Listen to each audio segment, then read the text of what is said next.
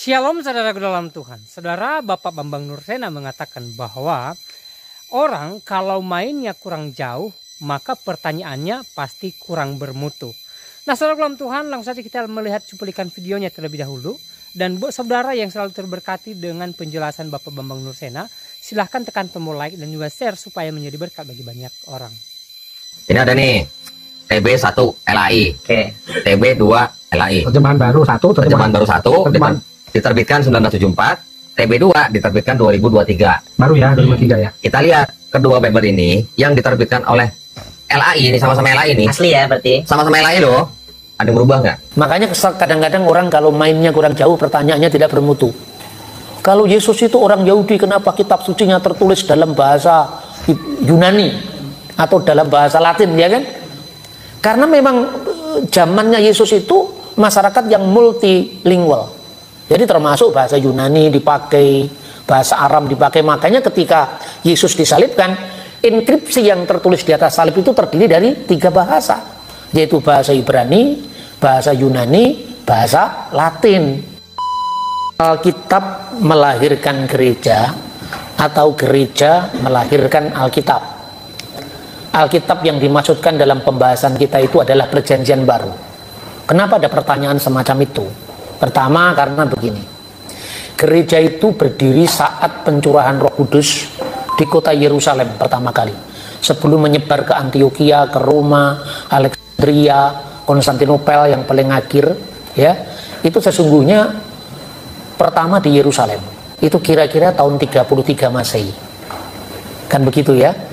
Tapi kalau saudara membaca sejarah kitab suci ditulis Perjanjian Baru, itu Alkitab Perjanjian Baru itu baru ditulis awal kira-kira tahun 48 sampai tahun 50. Misalnya surat Galatia atau surat 1 Tesalonika ditulis sekitar tahun 4. Nanti Injil-Injil yang keempat itu paling awal kira-kira tahun 60 Masehi.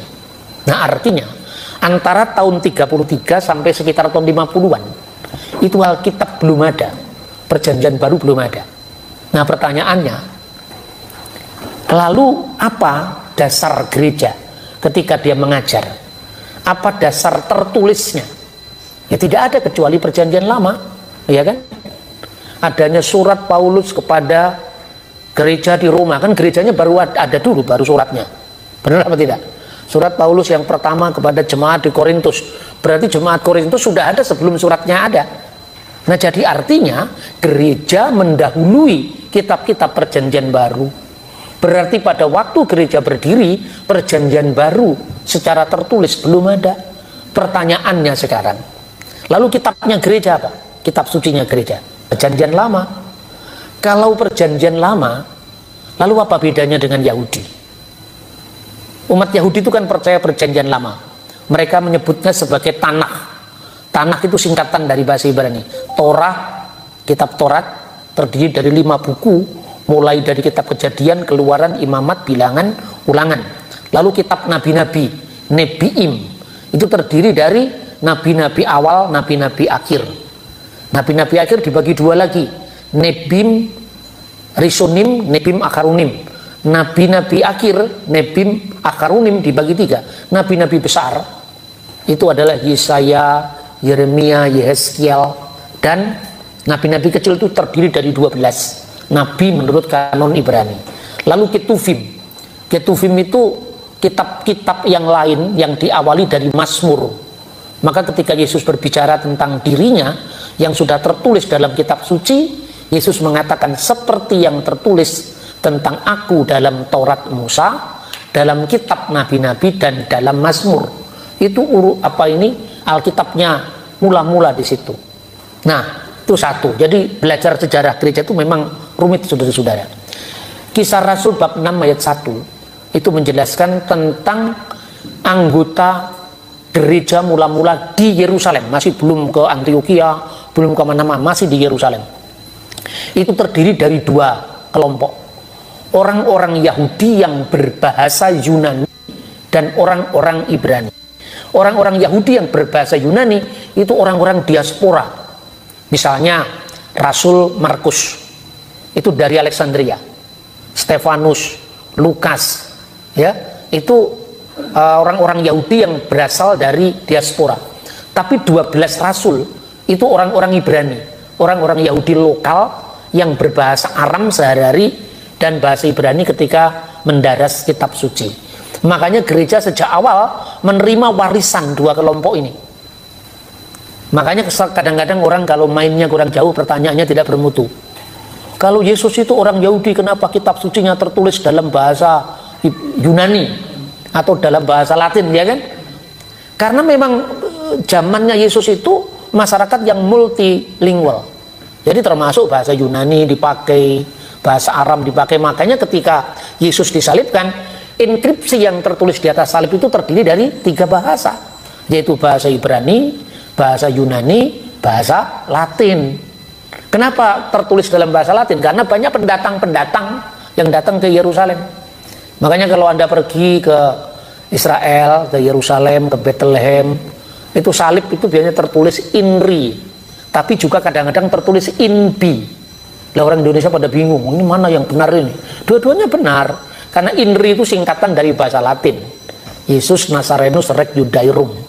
Sementara bahasa Yunaninya Yesus Hunasorios Hubasilios Yudaion.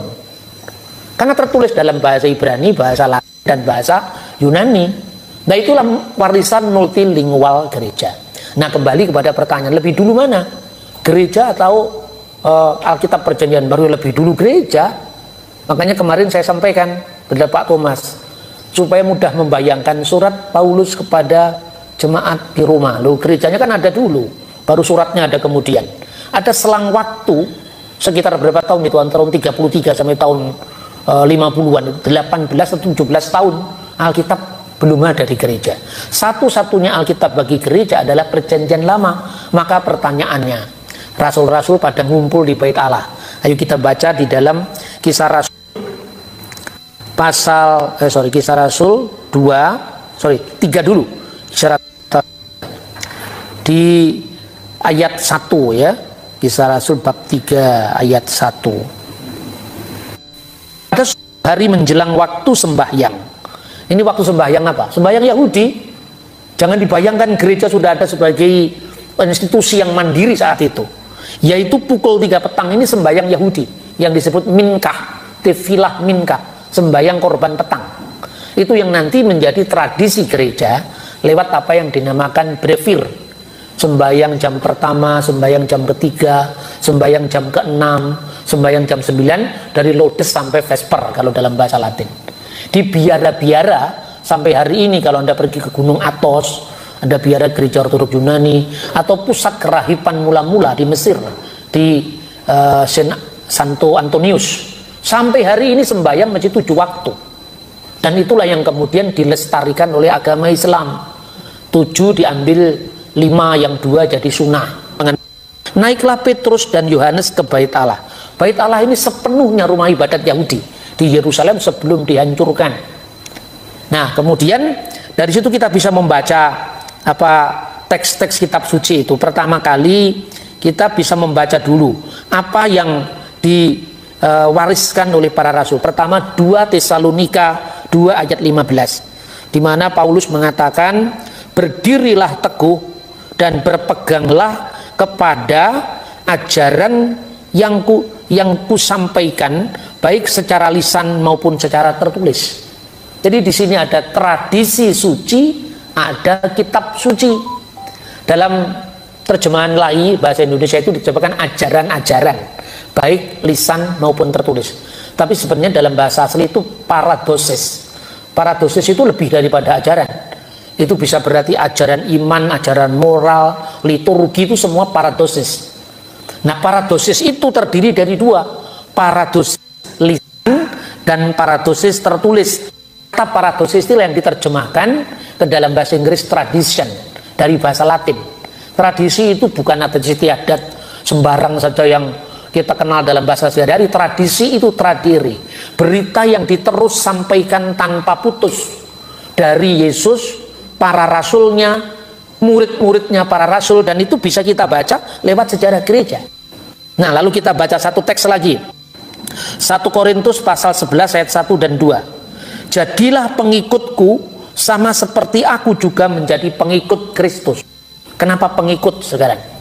Orang Yahudi dulu, saudara-saudara, kalau berdoa, salah satu doa yang terkenal itu namanya Benedictus 18, berkat 18. Itu berkat yang pertama berbunyi, Baruch atah Adonai Elohenu melek ha'olam, Elohe Abraham, Elohe Yitzhak, Elohe Yakub, Magen Abraham.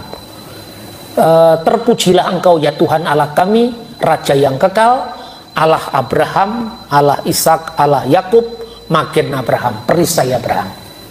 Karena orang Yahudi jelas keturunan Abraham secara fisik. Lah kalau kalian orang Manado, orang Minahasa, orang Tionghoa, keturunan siapa dari Abraham, Ishak dan Yakub? Ayo sekarang. Kan tidak ada jalurnya lagi secara fisik kan? Maka dari jalur fisik menjadi jalur iman. Itulah yang dinamakan suksesio apostolik. Suksesi apostolik. Jadi kita mengenal misalnya Yesus punya murid namanya Yohanes, anak Zebedeus. Yohanes punya murid namanya Santo Polikarpus dari Smyrna, salah satu dari uskup gereja dalam kitab Wahyu. Polikarpus dari Smyrna yang wafat syahid pada tanggal 22 Februari tahun 156 punya murid namanya Irenaeus dari Lyon. Irenaeus wafat tahun 202.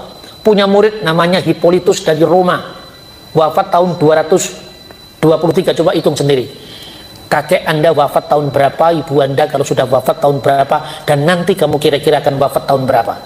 Itu biasanya mekanismenya 20 tahunan, 25 tahunan. Cocok. Artinya data sejarah gereja dengan logika kita bisa masuk.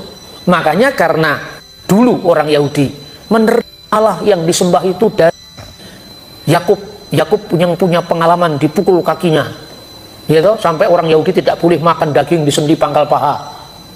Yakub itu menamakan Tuhannya dengan El Bet-El, Tuhan yang menampakkan diri di Bet-El.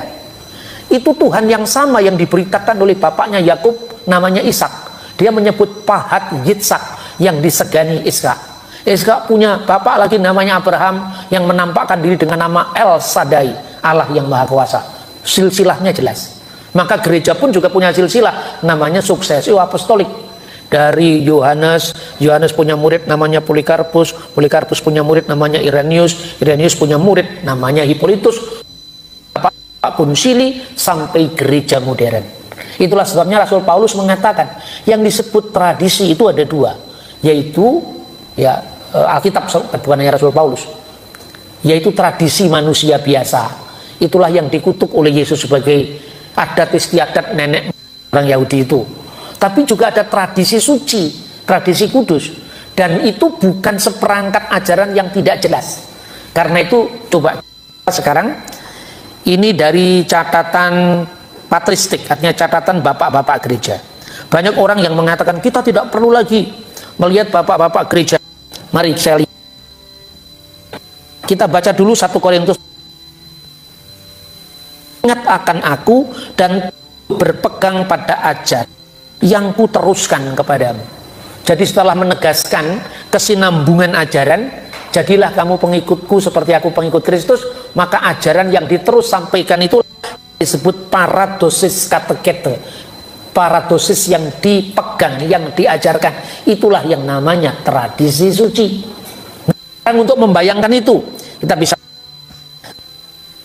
Lyon itu sekitar tahun 180 Masehi, dia menulis dalam bukunya Adversus Heresis, melawan heretik, melawan bidat-bidat.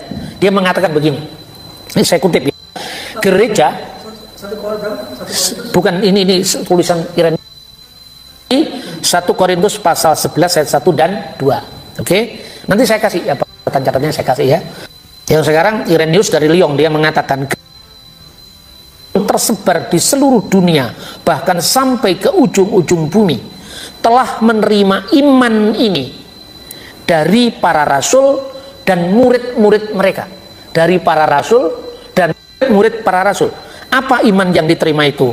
Kita percaya akan satu Allah, Bapa yang Maha Kuasa, pencipta langit dan bumi, dan akan Yesus Kristus, persis sama dengan yang namanya keridu, pengakuan yang menjadi dasar syahadat.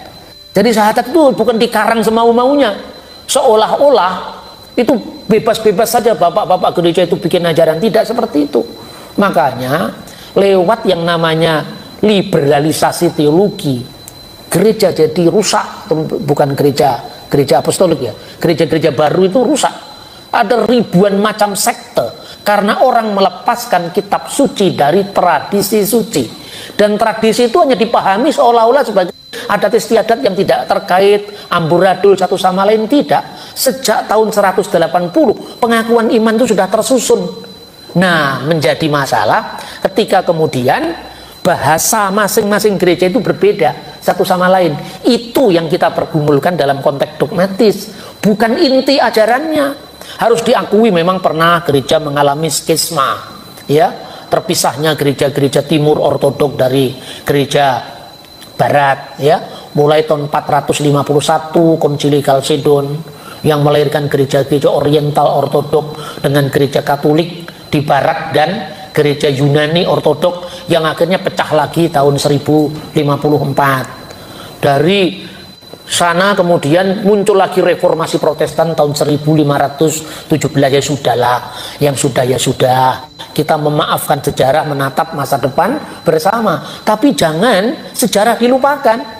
Sejarah itu sepahit apapun harus tetap kita bicarakan, agar kata Bung Karno jas merah, jangan sekali-kali meninggalkan sejarah agar kita tidak tergelincir di masa depan. Nah, untuk membayangkan ini saudara-saudara, gereja itu berada di dalam dua imperium ketika berdirinya itu. Itu sebelum Roma menjadi Kristiani, sebelum Konstantin Agung mengeluarkan yang namanya Edik Milan. Edik Milan itu piagam kebebasan beragama tahun 313. Kalau kita membaca di Kisah Rasul bab 2, ketika terjadi pencurahan Roh Kudus pada hari Pentakosta Yahudi itu ada pendatang dari Roma dan orang Arab. Kirene itu daerah-daerah yang dikuasai oleh Imperium Roma. Lalu di timur, Media, Partia, Elam, penduduk Mesopotamia, itu wilayah kekaisaran Sasanid. Satunya menggunakan bahasa Yunani dan Latin, yang satunya menggunakan bahasa Aramaik, bahasa yang dipakai oleh Kristus. Mengapa? Karena orang dibuang di Babel abad ke-5 sebelum Masehi. Warna itulah yang terima oleh gereja mula-mula ketika umatnya ada yang berbahasa Yunani, ada yang berbahasa Ibrani, dan gereja muncul dalam pluralisme budaya seperti itu. Maka ketika merumuskan imannya, bagaimana Allah yang satu itu ternyata pada saat yang sama serentak pula sebagai Bapa, Putra, dan Roh Kudus. Itu bukan karangannya bapak-bapak gereja, bukan karangannya konsili. Kristus sendiri yang menegaskan itu. Dan baptiskanlah mereka di dalam nama Bapa, Putra, dan Roh Kudus. Kata di dalam nama itu bahasa Yunaninya tunggal, esto onoma, bukan esto onomata, bukan nama-nama. Dan dalam pemikiran orang Ibrani, nama itu adalah sosok yang dinamakan. Nama itu kuasa dibalik yang dinamakan. Maka orang meninggal disebut kehilangan nama. Siapa yang membangun menara Babel? Usianya berapa? Marilah kita membangun menara yang tinggi supaya kita mendapatkan nama. Apa belum dikasih nama sama bapaknya? Ya kan? Jadi nama di situ tidak bisa dipahami nama secara harafiah seperti nama Albert, nama Bambang, nama Budi, bukan seperti itu. Itulah nama. Baptiskanlah mereka dalam satu nama. Satu itu Bapa, Putra, dan Roh Kudus. Lalu gereja mencoba merumuskan itu. Misalnya Santo Theophilus dari Antioquia, dia mengatakan triados, triados, yaitu Holy Trinity, itu the Father and the Wisdom, dan hikmatnya, and the Son and the Wisdom, dan hikmatnya dan firmannya. Disebutkan Logos auto, Ketis supias auto, yaitu Allah, firmannya, dan kebijaksanaannya, maksudnya roh kebijaksanaannya. Jadi Bapa, Putra, dan Roh Kudus itu Allah yang esa. Maka di gereja-gereja Katolik ritus timur itu ditegaskan, bukan sekedar atas nama Bapa dan Putra dan Roh Kudus, tapi Bismil Ab wal Ibni warahil Kudus al ilahil wahid amin dalam bahasa Arab. Anda cari itu liturginya gereja Maronit, gereja di Lebanon kan, Bismil Ab wal Ibni warahil Kudus al ilahil wahid. Atau di gereja-gereja timur ortodok, Bismil Ab wal Ibni warahil Kudus al ilahil wahid, demi nama Bapa dan Putra dan Roh Kudus, yaitu Allah yang Esa. Nah di timur, satunya Tuhan itu dalam bahasa Yunani disebut dengan ousia. Ousia itu bisa diterjemahkan hakikat, bisa diterjemahkan substansi, bisa diterjemahkan keberadaan. Lalu Bapa, Putra, dan Roh Kudus itu merujuk kepada apa yang disebut dengan hipostasis. Ini kalau Anda belum mengerti juga tetap bisa masuk surga, Anda ada masalah. Yang penting dengarkan dulu. Artinya bahasa dogma itu memang rumit ya. Tapi kalau nggak mau rumit ya pokoknya Bapa, Putra, dan Roh Kudus itu Allah yang esa, itu sajalah. Hipostasis itu dari kata hipo dan istemi. Hipo itu di bawah. Istemi itu sesuatu yang berdiri di atas sesuatu. Jadi bagian. Artinya subsistensi, artinya bagian dari eksistensi. Belum merujuk kepada yang namanya pribadi. Maka pribadi itu bahasa Yunani ada lagi, prosopon. Nah, dalam bahasa dogmatik itu sering dikaburkan. Ketika teks itu diterjemahkan dalam bahasa Latin oleh seorang ahli namanya Tertullianus. Tertullian itu menerjemahkan una substantia tres personae, yaitu satu substansi dalam tiga pribadi. Namun kata pribadi dalam bahasa Latin itu pribadi lebih berbentuk fisik. Ini membahayakan ajaran gereja, karena yang dimaksudkan person itu bukan person dengan yang lain. Karena bahasa Latin itu bahasa hukum. Bahasa hukum itu bahasa yang saklek, tidak boleh ada lex hukum yang kabur, harus hukum yang saklek, yang tidak boleh punya arti double. Tapi bahasa hukum kan kebanyakan maknanya fisik. Maka terpaksalah Tertullian menambahkan ungkapan untuk memperjelas kata persona tadi, una substantia tres personae, yang kemudian diperjelas diskresi non separati, distingsi non divisi. Bisa dibedakan namun tidak bisa dipisahkan. Berarti Bapa, Putra, dan Roh Kudus itu tidak bisa terpisah pada hakikat ilahinya. Lalu masing-masing memiliki kekhasan secara non divisi, secara tak terbagi. Itulah sebabnya kalau Anda mau masuk seminar disuruh belajar filsafat dulu. Kalau tidak ngerti bahasa filsafat, Anda tidak bisa paham bedanya satu Tuhan dengan satu benda. Benar apa tidak? Nah ini saudara-saudara, itulah dalam bahasa Latin.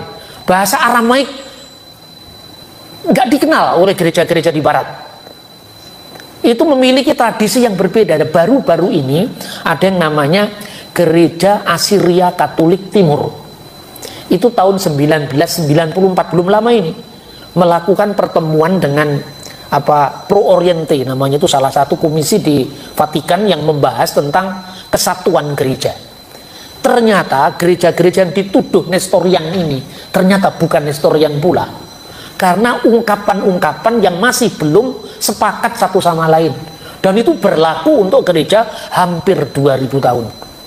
Pernah juga gereja-gereja yang dituduh monofisit, seolah-olah Kristus hanya punya satu kudrat, yaitu kudrat keilahian. Ternyata juga tidak begitu. Sudah ada pertemuan antara gereja Kalsedon dan non Kalsedon yang mengatakan gereja timur termasuk gereja Koptik. Videonya kita boleh simak apa yang disampaikan oleh Don Ditan di cuplikan video awal, dan hal ini pun secara tidak langsung dijelaskan oleh Bapak Bambang Nursena. Dan dari apa yang Bapak Bambang Nursena sampaikan, ya, hal yang memberkati saya bahwa ketika Alkitab diterjemahkan dalam berbagai bahasa, maka Alkitab itu pastinya menjadi berkat bagi banyak orang gitu loh. Ya, semakin banyak orang yang mengerti tentang Alkitab gitu loh. Ya, coba saja kalau seandainya Alkitab atau Bible tidak diterjemahkan dalam bahasa Indonesia misalnya, ya. Jadi bagaimana saya sepribadi bisa memahami Bible itu sendiri? Bagaimana saya bisa memahami isi Alkitab itu sendiri? Mungkin bisa kalau saya mempelajarinya. Tapi kan tidak semua orang bisa mempelajari bahasa asli daripada Alkitab itu sendiri. Jadi dengan diterjemahkan ke berbagai bahasa, maka Alkitab itu otomatis menjadi berkat bagi semua orang. Sehingga khususnya di Indonesia ini, ya, orang-orang Kristen, ya, terberkati dengan apa yang dipesankan oleh Alkitab. Ya, mereka boleh mengerti dengan sendirinya isi daripada Alkitab ketika mereka membaca Alkitab itu dalam bahasa Indonesia, ya.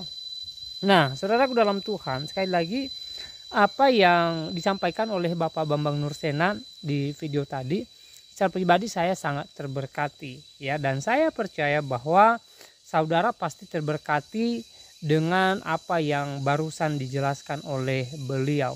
Nah, saudaraku dalam Tuhan, dalam hal ini juga, ya, saya mengajak kita untuk terus berdoa buat Bapak Bambang Nursena supaya hambanya dipakai Tuhan lebih lagi dalam pelayanan, sehingga melalui pelayanan Bapak Bambang Nursena semakin banyak jiwa-jiwa yang mengenal Yesus sebagai Tuhan dan juru selamat dalam kehidupan mereka. Ya, kita doakan supaya beliau diberikan kesehatan, umur panjang, dan sukacita senantiasa melimpah dalam kehidupan beliau. Nah, saudaraku dalam Tuhan, kembali kepada Alkitab tadi, kenapa banyak versi, ya, selain untuk memberkati banyak orang, ya, tentu perkembangan ilmu pengetahuan juga mempengaruhi Alkitab itu sendiri, ya. Perkembangan ilmu pengetahuan khususnya dalam hal bahasa pasti mempengaruhi Alkitab itu sendiri, sehingga hari atau tahun demi tahun Alkitab itu diterjemahkan, diusahakan terjemahannya itu, ya, sesuai dengan bahasa aslinya, sehingga, ya, kita boleh melihat kalau kadangkala, ya, ada beberapa versi penulisan atau penerjemahan Alkitab, misalnya ada di tahun 1000-an dan juga ada di tahun 2000-an ini, ya. Jadi bagi saya itu tidak menjadi persoalan, entah itu diterjemahkan di tahun 1000-an yang lalu atau di tahun 2000-an ini, ya. Tidak menjadi persoalan, karena saya percaya bahwa isi daripada Alkitab itu adalah sama, ya. Tentu penerjemah Alkitab menerjemahkan Alkitab tidak lain daripada isi Alkitab yang dari bahasa aslinya, ya. Jadi saudara dalam Tuhan, ya, jikalau di video awal Donditan mempertanyakan tentang Alkitab yang diterjemahkan tahun ini, ya, itu terserah dia, ya, wajar karena dia bukan Kristen dan dia tidak percaya Alkitab, ya, dan dia tidak punya pengetahuan tentang itu. Wajar kalau dia mempertanyakan hal itu. Dan semoga dengan penjelasan hambanya Bapak Bambang Nursena di video tadi, ya, Donditan terberkati, Donditan paham tentang sejarah penulisan Alkitab, sejarah penerjemahan daripada Alkitab. Nah, saudaraku dalam Tuhan, di kesempatan ini saya tidak terlalu panjang lebar menyampaikan pesan. Semoga pesan atau video singkat ini memberkati kita. Dan jikalau saudara ada komentar, silakan tulis di kolom komentar. Tuliskan tanggapan atau komentar yang baik, komentar yang positif, komentar yang memuji Tuhan, dan komentar yang memberkati kita sekalian. Dan kiranya Tuhan Yesus memberkati kita semua. Shalom.